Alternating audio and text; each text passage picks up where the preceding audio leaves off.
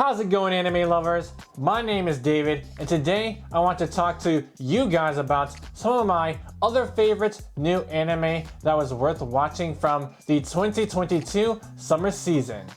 I recently put out a video talking about what I thought was the best new anime that came out that season, but I know that not everyone may enjoy the anime I picked for whatever reason. So I just wanted to give you guys some other options that may better suit your taste in anime.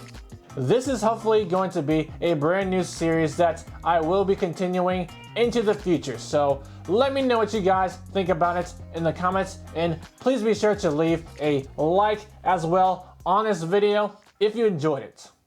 So the first anime that I wanted to talk about that made its debut during the 2022 summer season is an anime called Call of the Night.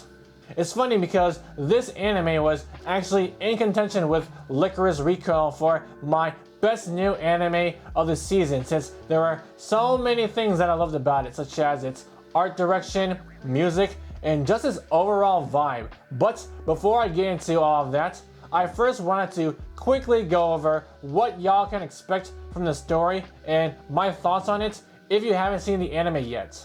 So the story is led by a middle school student named Ko Yamori, who decides to stop going to school out of boredom and wanders around town every night because of his insomnia. And during one of his outings, he encounters a girl named Nazuna Nanakusa, who just so happens to be a vampire.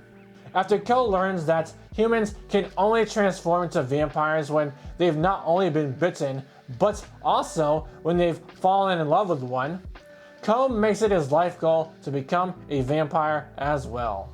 Upon seeing the setup for this story, I thought that it was going to lead me into watching some kind of perverted anime, which is something that I don't personally enjoy watching. But to my surprise, that wasn't the case at all, since the story revealed early on that the main characters were very novice to the idea of love and romantic relationships.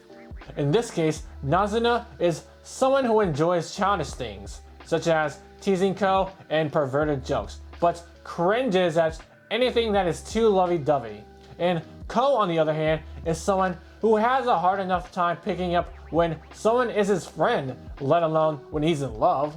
What I liked about this story was that it presented this question of how two people who were clueless about romance could ever possibly fall in love with each other, which was an interesting idea that I wanted to see further explored, but I felt like this idea wasn't fully realized yet, since I thought that Ko was shown the darker side of what it meant to become a vampire a little prematurely. I just wish that the story gave a couple more examples of what being in love with someone could look like before Ko had his turning points moments on whether or not he should want to become a vampire, since this would have given Ko more secondhand experience on romance, and thus his goal of falling in love with a vampire would have seemed more tangible to obtain.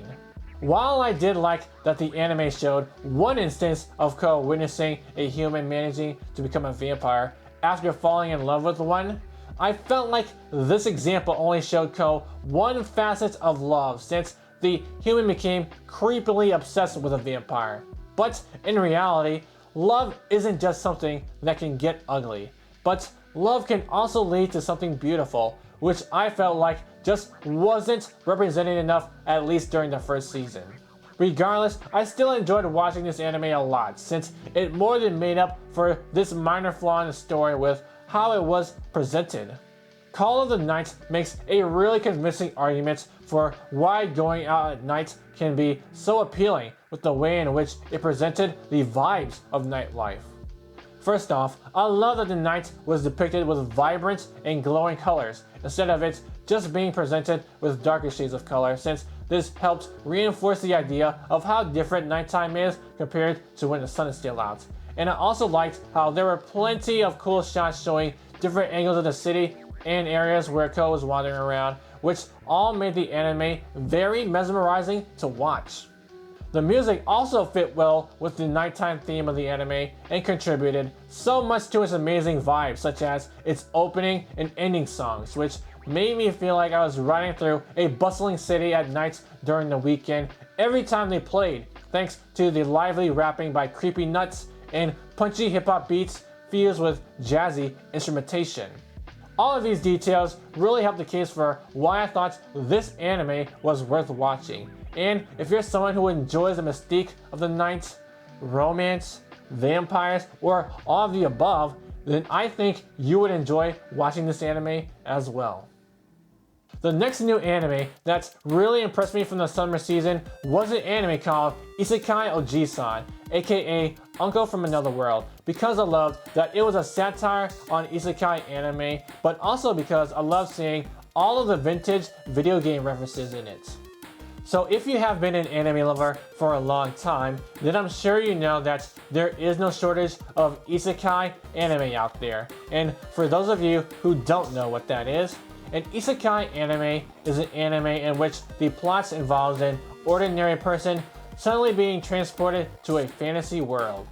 As a matter of fact, there is so much new anime that comes out almost every single season that has this specific plot point that I would argue Isekai anime is literally its own genre now. And I would say that Uncle from Another World certainly falls into this category as well. But this anime is far from being pedestrian since it does so many unique things to make itself stand out in this saturated genre.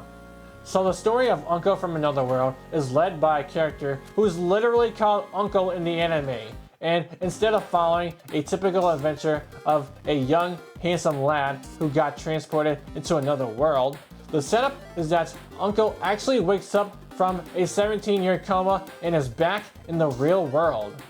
From there, the anime reveals that Uncle still retained his magical powers and that being transported to another world wasn't just a dream, but that it somehow actually happened. And so the rest of the anime is pretty much about Uncle adjusting back to his life in the real world and talking to his nephew about his memories of when he was in another world. So if you couldn't tell already, I'm not really into watching Isekai anime since so many of them feel the same in my opinion. However, Uncle from Another World didn't have this problem since it made fun of many tropes that would typically be found in any Isekai anime.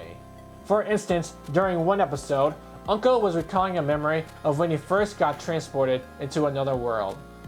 When he was resurrected into the fantasy world of Grand Bahamut and came across some adventurers, instead of helping Uncle as typically expected, the adventurers beat him up and sold him off to a merchant because they mistook him for a half-orc breed since Uncle looked so ugly to them. Another great example of how this anime masterfully uses the comedic technique of misdirection to poke fun at Isekai anime was a memory of when Uncle's comrade named Mabel was looking for him for some advice. After a festival, Mabel visited Uncle in his room and asked him for advice on how to become stronger, since a town mayor called her a coward after Uncle defeated a legendary blaze dragon that was supposed to be sealed away with her god-freezing sword. However, Uncle told Mabel to live her life the way she wanted to and not by somebody else's standards. While Uncle did seem to be giving Mabel some good advice at first, unfortunately, Uncle messes up the standard feel-good moment by telling her that it was fine for her to be a recluse if that's how she wanted to live. Although most of this anime is just Uncle talking to his nephew about his memories of when he was transported to another world, there are also plenty of funny moments of Uncle using his magical powers in ways that were clever and hilarious in the real world. For example, after leaving the hospital, the nephew decided to start a YouTube channel for Uncle to show off his magic powers, and one of them was being able to conjure a small portal used for storing any of his items he wanted, called Dimensional Storage. This gave Uncle and nephew the great idea to use dimensional storage in a way that looked like Uncle was stabbing himself with a knife for a video, since their YouTube channel needed more views, and unsurprisingly, that video went viral. The other reason why I really like this anime a lot is because I enjoyed seeing all of the video game references in it which made this anime even more unique since it paid so much homage to a period of time of when Sega was still making gaming consoles. Now, even though I am not very knowledgeable about this period of gaming since my first console was a PlayStation and I've been pretty loyal to that brand ever since,